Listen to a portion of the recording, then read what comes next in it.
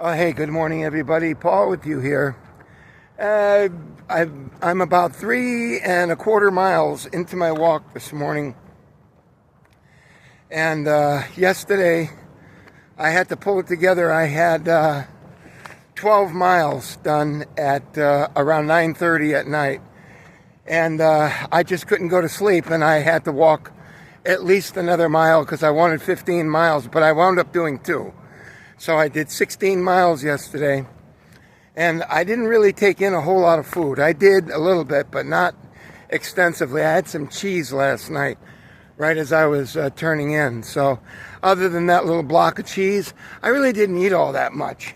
So I wanted to report to you that I have made some progress, and that is, if you look at my chin from the side, I had a pretty serious double chin. It was very clearly noticeable. You can still notice it now, but it's not like it was before.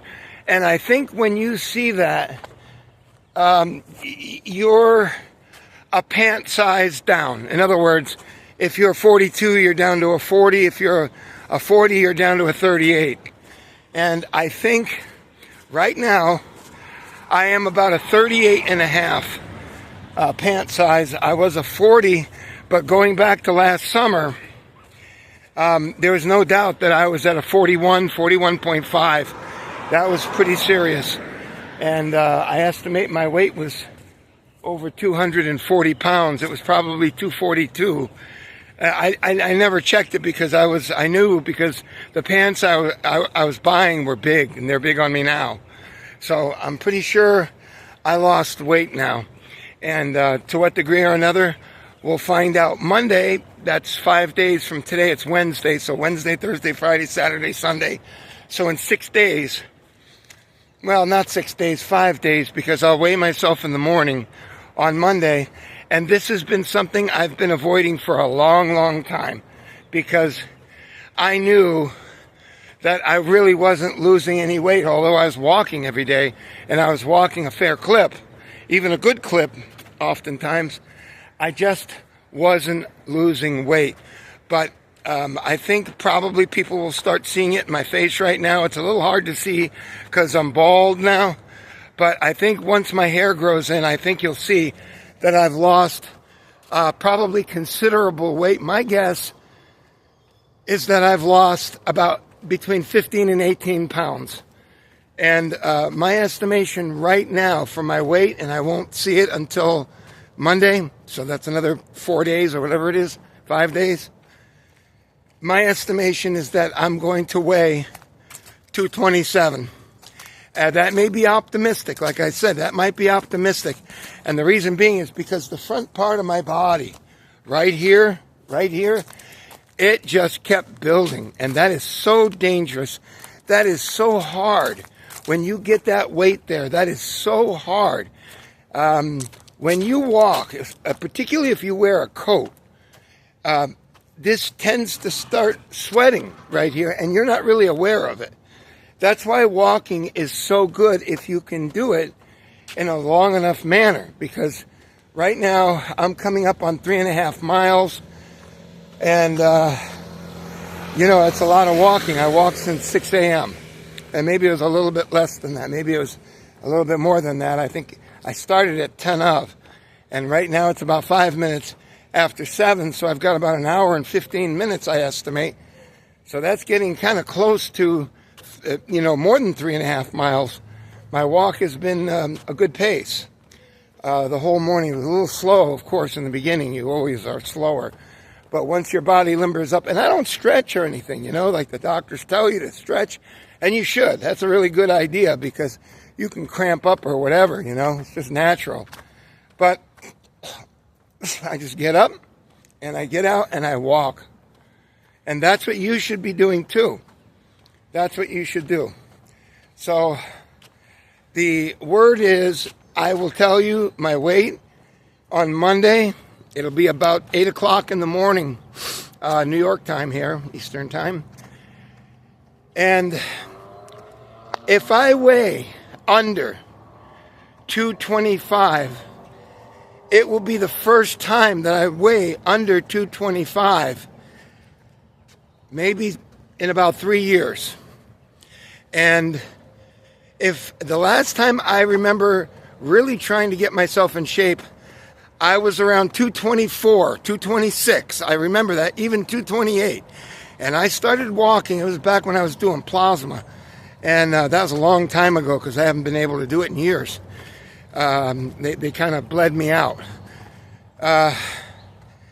So the last time I remember when it was, I had gout on my foot. Not gout, what is it? Maybe it's gout. I don't know. I forgot now.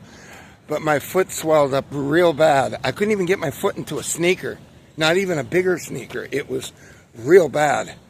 And my foot had swelled so bad that it looked like when you go in and you look at a piece of ham hock, that's what it looked like. It looked like, you know how that has a very awful looking look? That's what my foot looked like.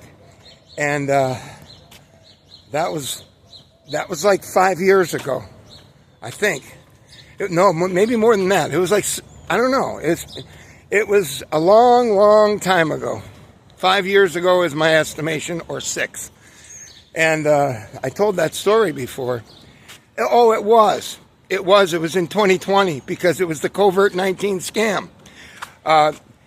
You know, what it was is it was a self-promoting thing because the Latinos were easily duped. Americans too, but the Latinos, because of their close family relations that are much closer than American, as far as I could tell. Maybe you want to debate that with me, but I think the Latinos have a far closer bond with their families than, in general, than Americans. And they're American. I'm not saying that they're not American. I'm saying they're Latino in descent or whatever. And because of this, you know, they just had a natural inkling to worry about each other and fret about each other and all of that. I mean, you know, the Americans did it too. I'm not going to say the whites did it too. But the Latinos were especially vulnerable to it because of their culture. And, folks, it got so bad that the local market here, which is all Spanish, it's all Spanish. It's called Fresca Mas. They have them all over. And Fresca Mas had directions of, on the sign, it was all in Spanish too. They didn't put any American warnings up there about the COVID-19, which I found to be very perplexing, but they probably just didn't know how to write it in Spanish. Believe me, folks, they come fresh off the boat here. They come fresh off the boat. So, anyways, they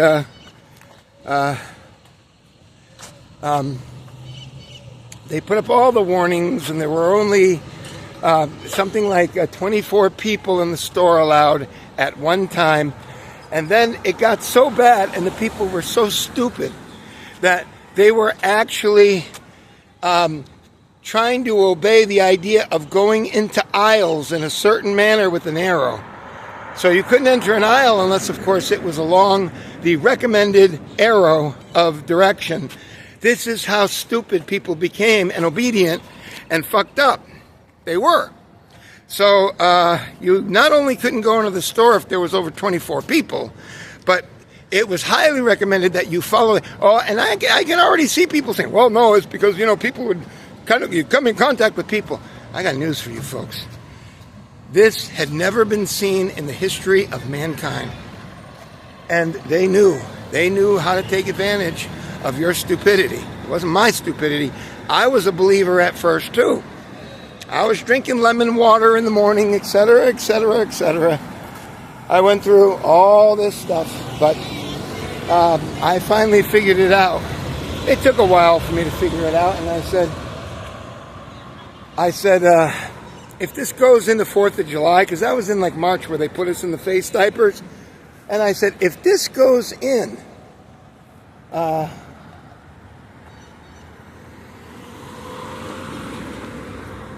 if this goes into, sorry folks, I'm crossing a school zone here. If this goes into May, this is going to be, you know, horrendous. Sorry, folks, I'm here at an intersection, and I may be flirting with breaking the law here because of the breaking the law, Beavis and Butthead said.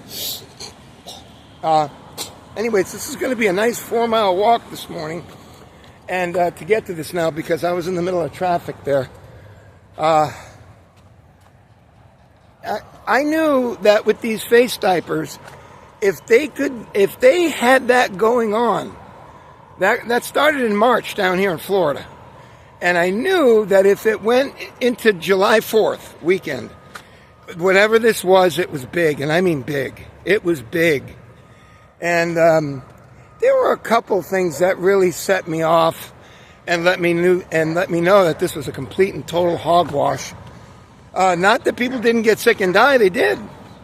But on 2020 and Christmas, they had the numbers up for the amount of people that died and the amount of people that got the COVID-19. And I looked, and now those numbers aren't even available. They won't even let you see them, with good reason, because the amount of people that got it was enormous, supposedly got it, was enormous, and the amount of death was very low. In fact, that's what I got really angry about the Latinos about, is because when I had that thing I was telling you about when my foot was swelling, it was right at 2020. That's when it was. And the problem was I didn't get my fat ass up and walk. I didn't do anything. I was just sedentary. I was very heavy, probably 238 pounds, 240 pounds, and I just wasn't moving around. I wasn't doing anything. And, you know, that whole thing was fucked up because it just put you in a really weird state of situation because of that, you know, because of the COVID-19 scam.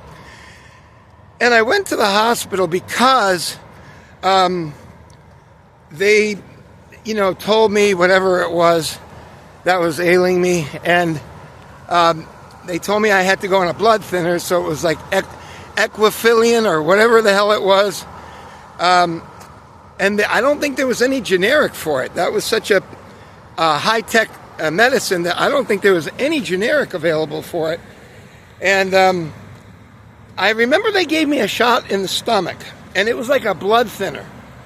And then they told me that my heart was irregular beating, and, well, I had no choice, but I had to go on to equifilian or whatever the hell that shit was, whatever it was they had in store for me. So, that went swimmingly for a month. Oh, I remember. It was 2021 because I had just started this job. I remember it very well now. And it was in the spring. Or was it? No, it's September. It was September. I remember it now because I started this job in August or very late July, 5 years ago. And I remember they gave me all the stuff, and then they gave me the prescription for it, and the prescription was like $300. It was greater than like $300, and I'm sitting here trying to figure out like how I'm going to be able to afford all this. And they gave me the prescription, and long story short, I went everywhere. Walmart, CVS, you name it. I went to every single place, and nobody had the ability to fill this prescription because it was, and I guess what they did is they gave me a free one. They gave me the starter packet and the starter thing, and this did not come in a bottle.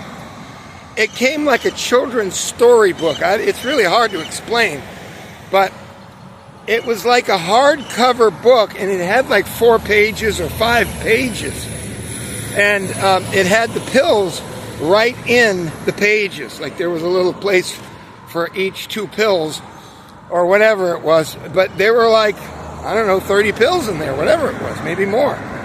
And that was the reason why you couldn't get it filled. And I said, well, look, I appreciate you giving me this, but where the hell do I get this filled? And they said, oh, that you got to go to the hospital for it.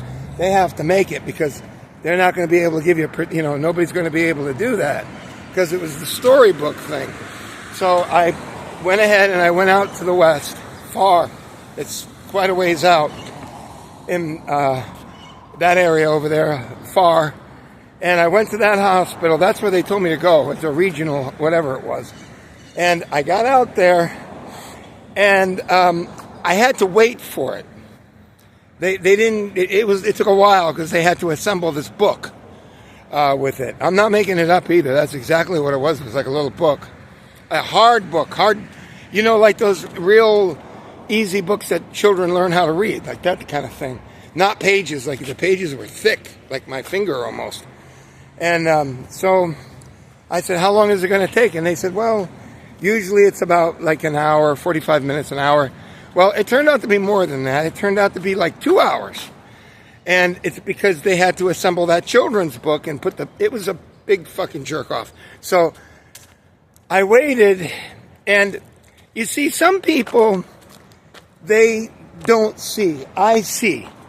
I pay attention, like I'm a people watcher. And I started watching fucking cars, man. It's like, give me a fucking break here, please. I know it's, a school day, but can't you fucking give me a break here? So I don't have to worry about being fucking run over. And there's no sidewalk here, but there is over there. But I'm trying to harness the power of shade because Mr. Sun is up and not feeling good on my skin this morning. So I have to keep on this side. Anyways, so I was just sitting there and I had to wait for like an hour and a half, and I saw some Latinos come in. I don't know where they were from because I don't know Spanish accents other than momentico, and I know those are Cubans and they don't always say momentico. So I can't really tell, being a gringo. I don't know the accent, but wherever these were from, they all got together, and the first thing out of their mouth was the COVID-19, with great amount of stress. And I could hear abuela, and I could hear and see their faces that were so glum. And boy, was that a conversation starter if I've ever seen one for Latinos. Dumb fucking Latinos. But it's because of their culture. They're highly vulnerable to this. So I listened to that, all that glum look and the worry and the stress and all that, and it stuck with me because I can see that just like it was 6 years ago. Just people believing, and when you would talk to these dumb Latinos and the dumb Americans, to be fair, and the dumb Americans, Cano, whatever you want to call it, if you ask them how many people died, how many people in 100 died, or what was the death rate from the COVID-19, every one of the Latinos were so goddamn dumb that they thought it was like 1 out of every 18 people in their family, 1 out of every 9 people, when in fact, at that time, you could look at the numbers yourself. If and you had the COVID-19, if you got COVID-19, if and you got the COVID-19, it was about 1 in 3,700 people died that got the COVID-19 scam. And they've taken that down now because they want you good and dumb. And there's a lot of them down here. So they want them good and dumb in order to do their bidding and do what they're told to do and be obedient. So that's the bottom line with that. And, I started thinking I said, why do we need arrows in the grocery store to show us how we go in and out of the aisles? And that just got to the point where I just said to myself, how does this make any sense? And I knew back in March when they put us in the face diapers, I knew that if it went to the 4th of July, whatever this was, it was big. I knew that. And then as time went on, there were too many things that I saw that made me understand. And don't forget, people, this was extremely convincing. Because when I went by our hospital, the fair-sized hospital here, it's a fair-sized hospital, they had something like a metal entrance thing bubble. I mean, it was huge. It was like as big as this fence right here. It was this huge bubble. It looked like some kind of fucking alien contraption you'd put on the moon. And everybody had to, I'm not going to say that. I don't know that to be a fact. But people were going in there and being screened for the COVID-19 scam. So the money flowed in, and I get people, and they're like, well, you're a stupid idiot. Yeah, doctors aren't, they wouldn't do that. They wouldn't try to make a scam going on. There was all. Let me tell you something. Through only my experience, the medical field is filled with homosexuals, generally speaking. A lot of them, much higher than the 6 or 7%, which I believe it is, but they'll tell you it's as much as 10%. I guess it is if you take in females into consideration. But for the men, I'd say it's probably 7-8% at the most, in my opinion. And the COVID-19 scam allowed the medical people to become seen as heroes, as champions of this and that, and it was all garbage. It's all garbage. And I would start looking when I would go to the walk by the emergency room, and so many of these cars had bumper stickers with Trump with a rattle, and then, you know, somebody that's not a child, 2020, and all this kind of stuff. They're hardcore leftists, folks. And that's why they brought us the COVID-19 scam, so that, I mean, folks, do you remember how bad it was? When you turned on your radio and you listened to 99 Jams or whatever channel you listened to, it wasn't any more than 2 songs where the DJ came out and started telling us all the tips about keeping his family safe, blah, blah, blah, blah, blah. I don't know if you guys remember it, but I do.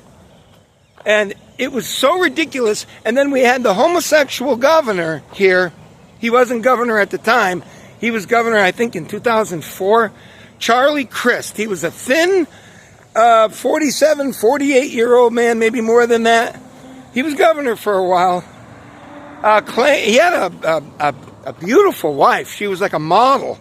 But it was a marriage of convenience, and it was just done for that, in my opinion, and the opinion of many others. And he was living with Mom, and I guess he was around 53 at that time, 54. Slim man, Charlie Crist. And thank God he lost re-election, because in, what was it, 2024? It was in like early 2024. No, it was in late 2023.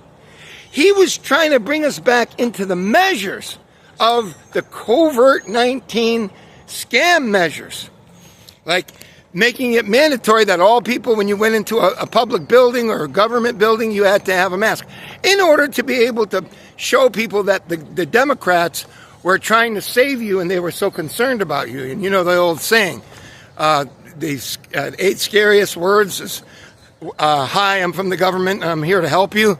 That kind of thing. And, you know, that's what it was. Anyways, I'll let you go. This is my first soapbox in a while. And again, you know, I have I'm not sure he's a subscriber. I don't think he would stoop down low enough to subscribe to this channel, because I did a video. My last video, I was talking about something. I was doing my news, and I talked about a guy I used to cut the yard for. And at that time, in 2003 or something, 2002, he came out and he had a complete transformation. And he was sick. He had like a spinal injury or something. He was all fucked up on drugs, Oxycontin and all that other shit. That was pretty easy to see. He was a slim guy. And he finally probably ran out of money to buy his Oxycontin. That's probably what happened. And he decided to give it the old Yale try. So he slipped on his favorite jean hot pants, those little skimpy little shorts. You know, like on that show, Reno 911, where the cop has to petition the police force in the city in order to let him wear his hot pants on the force. That was a whole nother thing. That was really funny, too. But anyways, so he slipped on his little hot pants jeans and put on lipstick.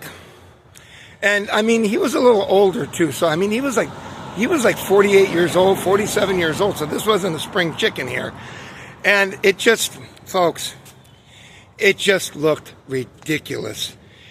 He put mini pants, hot pants, with construction boots, with bright red lipstick, and a ponytail. And it was just so ridiculous, especially at that time. At that time, in like 2001 or 2002, that was seen as freakazoid. Now, more people accept it. But by and large, it's really difficult to get that by society. It's just real difficult to get it by. And that's the long and short of it. It's just real difficult to get people to go along with that. And I mean, it looks completely fucking ridiculous. And my subscriber says that I'm homophobic and this and that. And that's the way I see it. And that's the way most people see it. Believe it or not. I am with the majority on that, unless you're in Seattle or something like that, or San Fran. Anytime you get out of there, believe me, I'm with the crowd there. Anyways, that's my soapbox for today. That was very disturbing to one of my viewers, not my subscribers. He wouldn't stoop to lowering himself to subscribe to me. And that evidently made me a bad person, because I just don't see, the gay crowd as being normal. And I think they think that they're normal, and they're not normal at all, in my opinion. That's just my opinion. Just my opinion. I've hung out with them and so forth. Just, get done. They say, hey, man, let's go suck some dick. And I'll say, no, I'll have a beer. I'll go grab a beer. It's just, like Eddie Murphy, that thing there where he talked about it. Boy, that was funny. You remember him with Mr. T? He said, can you imagine if Mr. T was a big black guy in the 80s, and he was real strong and wore a lot of gold around his neck. And he came out and said that, could you imagine if Mr. T was gay? And then instead of having him be the one on top, he made him the one on bottom. That was really funny. God, that was a funny thing. Eddie Murphy was really funny back in the 80s. Anyways, take care, folks. I'm at almost 4 miles now, actually. And I'm happy that I'm getting myself in shape. Monday, I will weigh myself, and I will keep you apprised. Take care. Have a good day. Don't forget to subscribe and be nobody, and you'll hear a lot more ranting and raving. Bye.